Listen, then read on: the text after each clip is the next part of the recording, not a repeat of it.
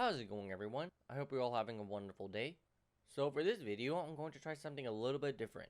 Normally, I would have an entire script written when I recorded, but this time, I'm just going to have a list of things I wanted to discuss and just talk about it off the top of my head.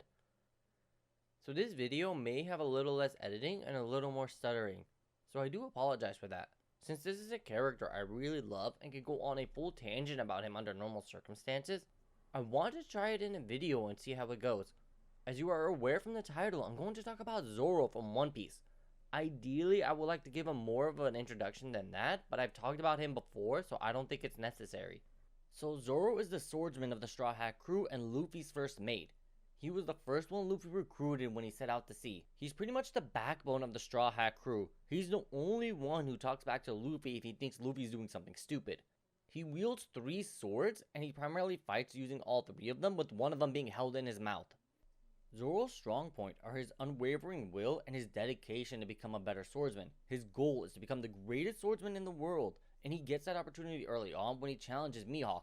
I covered this fight in a previous video, and I probably will be going over it again a little bit later. But for now, I just want to focus on Zoro himself and what he means to the crew. So Zoro does have a pretty good relationship with everyone. He does have a bit of a rivalry with Sanji and how they always pick on each other and fight. But they tend to have a really good relationship and tend to back each other up when the situation gets rough. Those may be Zoro's strong points, but one of his biggest weak points is his lack of sense of direction. He constantly gets lost, especially in heated moments. When the crew is all together, he tends to run in the wrong direction, leaving everybody and getting lost and just wandering around the battlefield. So he grew up in Shimotsuki village, where he was trained by Koshiro and swordsmanship.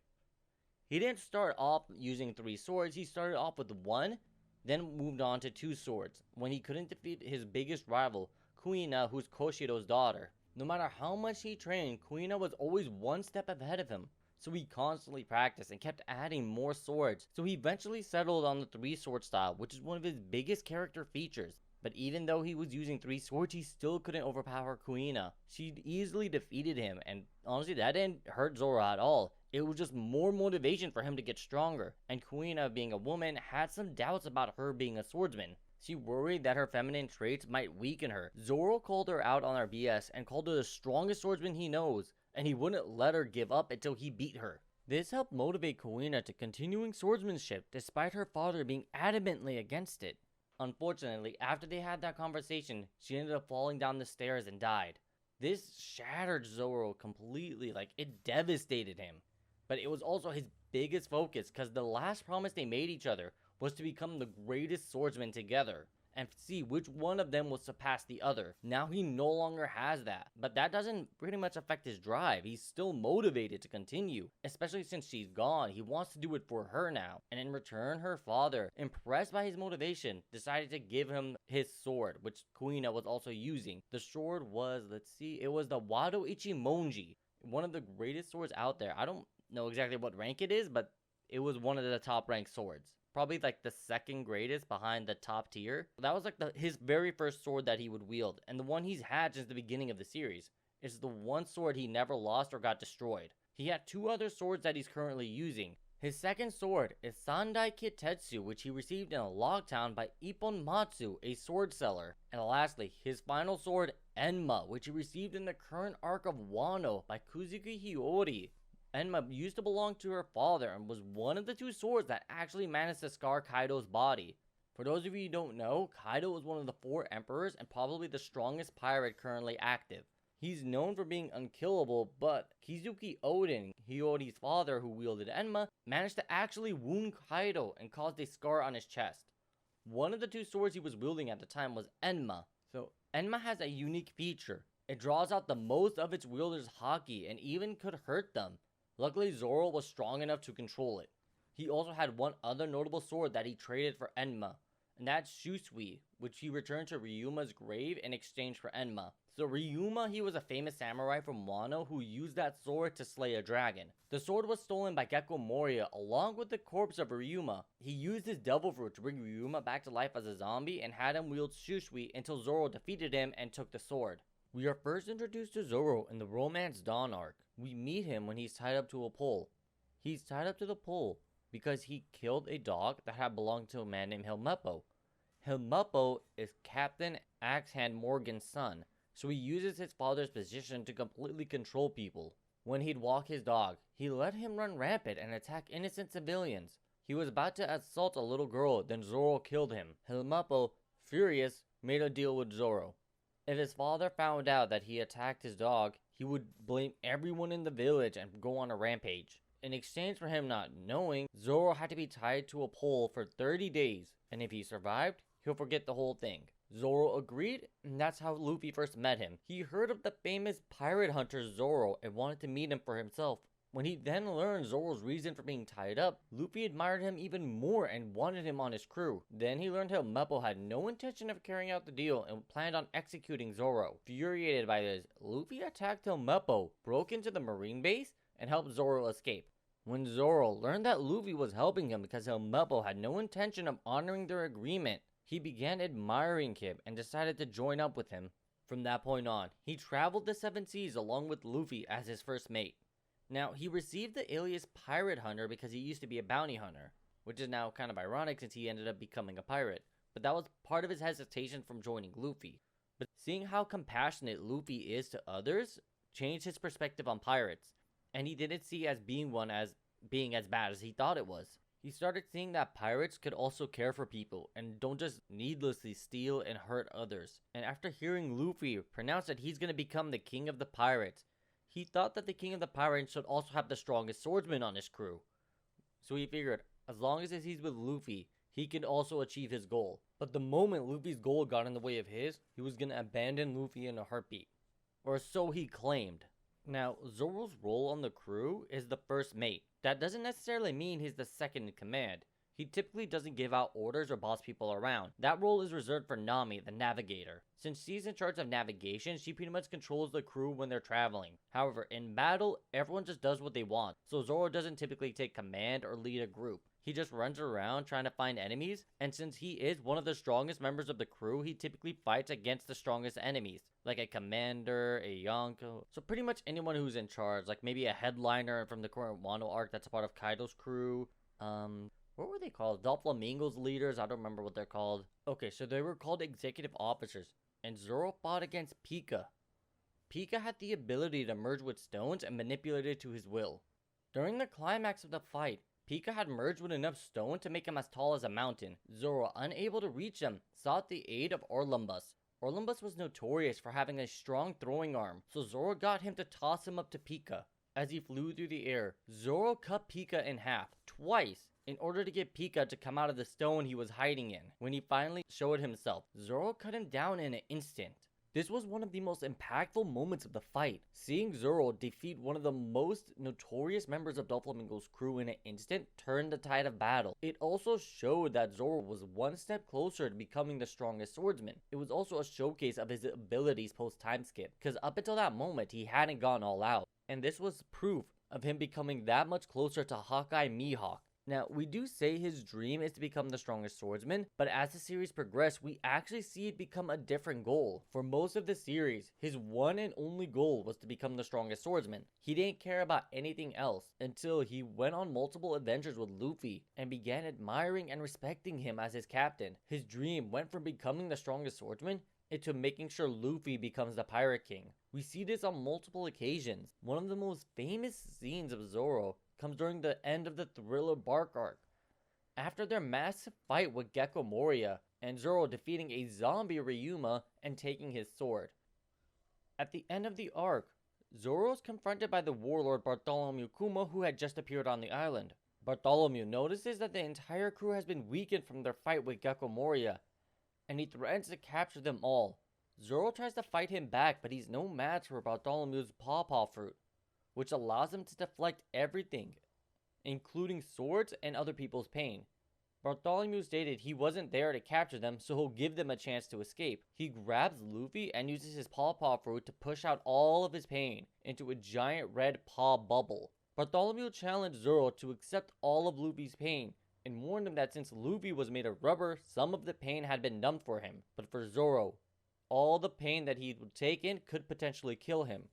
Sanji happened to overhear this conversation and told Zoro he was too weak to accept it. so he was willing to take it in his place. Zoro, being the first mate, was not about to let that happen, so he knocked out Sanji and told Kuma he will take it all in. So Kuma left the island and Zoro absorbed all of Luffy's pain. The next morning, Sanji woke up to see Zoro surrounded by blood.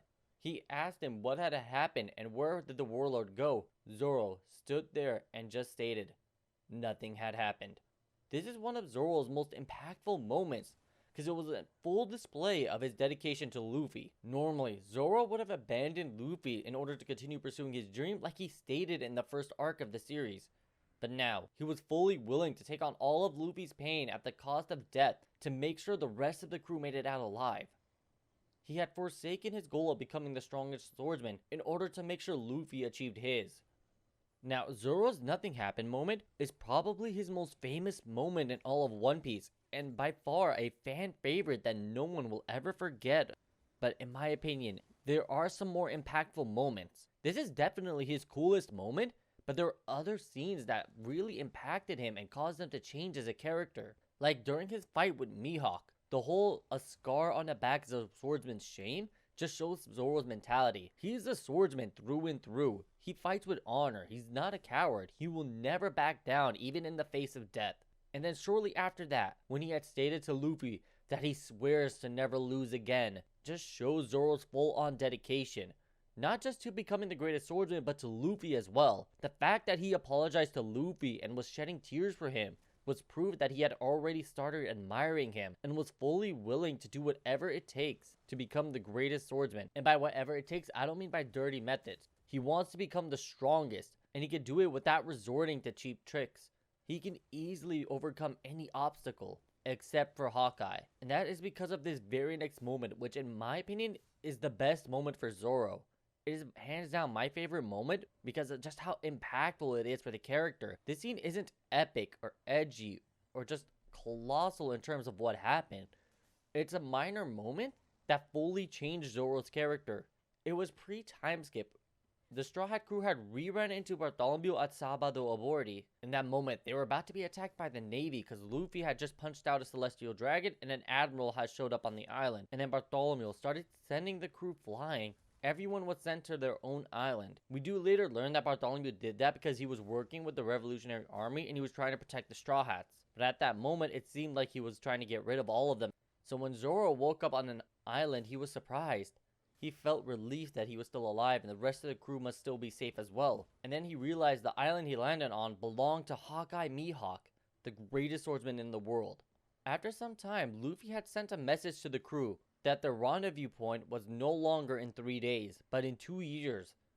That message signified that they were supposed to spend 2 years training and growing stronger in order to prepare for the new world. Zoro, realizing this, had to do one thing only, and that was beg Hawkeye to train him. Zoro knew that bowing his head to his greatest adversary would be a shameful deed, especially since his goal was to surpass him. At that moment, Hawkeye had lost interest in Zoro. He was fully disappointed in him. All form of respect he gained during the first fight had vanished, and Zoro knew that, but he still wanted Hawkeye to train him. In that moment, Zoro didn't care that he was humiliating himself. The only thing he could think about was getting stronger for Luffy.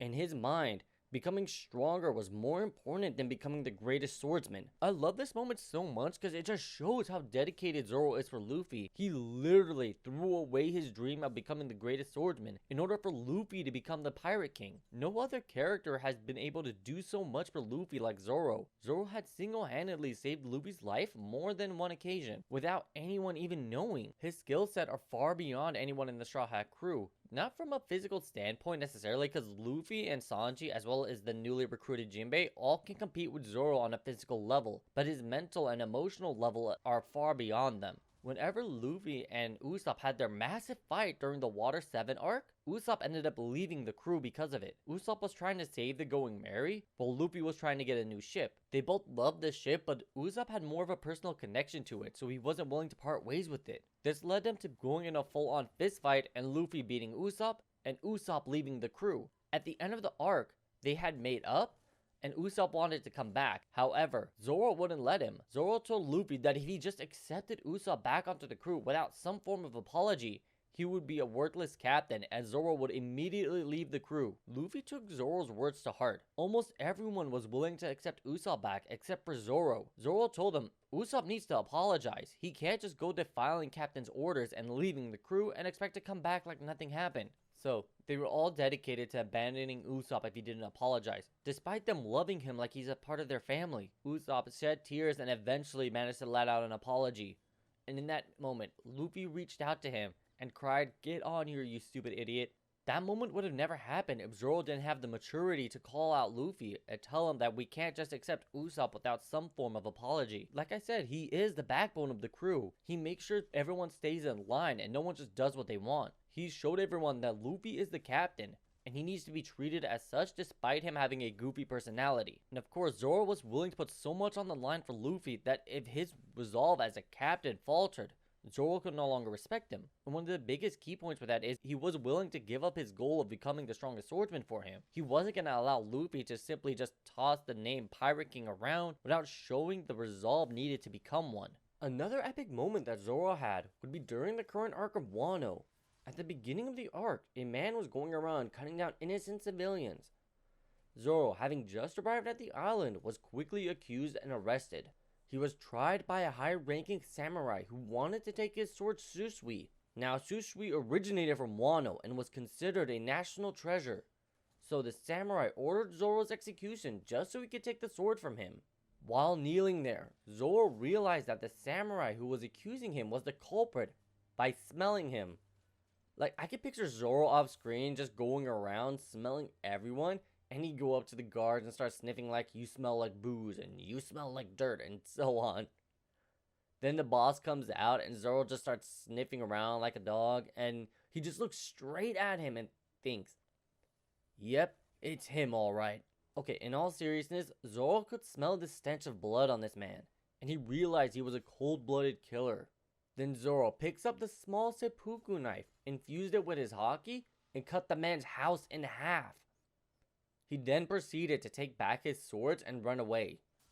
He has done similar things to this, like when he's cut boats in half, but those times he'd used his powerful swords. This time he used a small knife, which just made the situation so much more epic. This next moment is more about what Zoro didn't do rather than what he actually did. There was this fight between Tashigi and Monet. For those who don't know, Tashigi is a marine officer who looks like Kuina, and even has the same dream as her. Tashigi was fighting Monet because she aided in the abduction and experimentation on children. During the fight, Monet used her snow fruit to decimate the marines. Zoro got tired of watching the fight and decided to join in. Monet managed to hold off Zoro for the most part until Tashigi called Zoro out on holding back. She then got really annoyed because she believed Zoro was holding back because Monet was a woman. Tashigi has this complex about being a female swordsman and people not taking her seriously. And Zoro has told her repeatedly that he doesn't take her seriously because she's just so much weaker than him. Then Zoro decided to show Tashigi what it looks like when he gets serious. Just that change in attitude alone caused Monet to freeze up in fear as Zoro slowly approached her. Monet was just screaming in fear inside her head because she couldn't muster up the courage to actually let out a scream. Then Zoro cut Monet in half. Tashigi was impressed until she saw that Monet was still alive. Zoro didn't use haki, so his attack didn't affect Monet. But she was so scared that she currently didn't have the mental capacity to put herself back together. The fact that he caused a snow woman to freeze up is epic enough on its own. Also, throw in the psychological damage he did to her. Makes this Zoro's biggest troll moment in the series. Zoro may not get serious against weaker opponents, unless they try to gang up on him. This was showcased when he went up against Baroque Works. Baroque Works is a group of bounty hunters who had attempted to recruit Zoro in the past, but he turned them down because they were a group of small fries. Later on, they end up convincing the Straw Hat crew that they were citizens on an island that liked pirates. And they ended up getting the crew to join them in drinks and got them drunk. When the crew passed out, they were going to turn them in and claim their bounties. The only problem was that Zoro and Nami didn't fall for it, and Zoro ended up challenging them to a fight. When Zoro fought against them, he pretty much toyed with them. showing the massive difference in strength despite them having a significant numbers advantage. Also, this fight was significant because it was Zoro's first legitimate fight. Up until that point, Zoro had been fighting with a handicap. Whether it was because he was nearly starved to death or severely injured, he never had a legit fight outside of his fight with Mihawk. And he showed off his incredible strength and agility by making Baroque Works look like a bunch of children. The only time he struggled was when Luffy woke up and saw that Zoro had attacked the villagers. Luffy, unaware that they were bounty hunters, got mad at Zoro and started fighting him. Luckily, Zoro explained to Luffy that they were trying to turn them in to claim their bounties. Zoro's entire motivation for becoming the greatest swordsman comes from his childhood friend Kuina. She is the reason he started using the 3-sword style because he couldn't surpass her using only 2. Due to her unfortunate accident, he would never know if he would have ever been able to defeat her, so he had chosen to become the greatest swordsman, which was both of their dreams, until he met Luffy. Luffy's motivation and drive became Zoro's ambition. He had wanted to see Luffy become the Pirate King after all that he had done. Zoro decided to forsake his goal of becoming the greatest swordsman for Luffy. In his heart, Luffy surpassed Kuina, despite her being his entire drive for starting to become a warrior.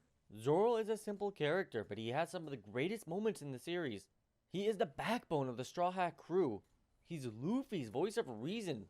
Whenever Luffy is about to do something that will tarnish his reputation as captain, Zoro is the first one to voice his opinion on it. He is potentially the future greatest swordsman, and he is the first mate of the Straw Hat crew. That's going to be it for this one. I hope you guys enjoyed.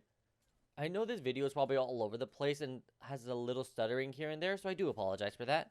Normally I do have a script going, and I feel like that is my strongest point, like I can make a better video with it, so I may not be going freeform like I did in this video. So in future videos, you can expect a full-on script instead of me just going on a tangent like I am right now. So I'd like to thank you all so much for watching. I truly appreciate it. I hope to see you all in the next one, and remember to keep having fun. See ya!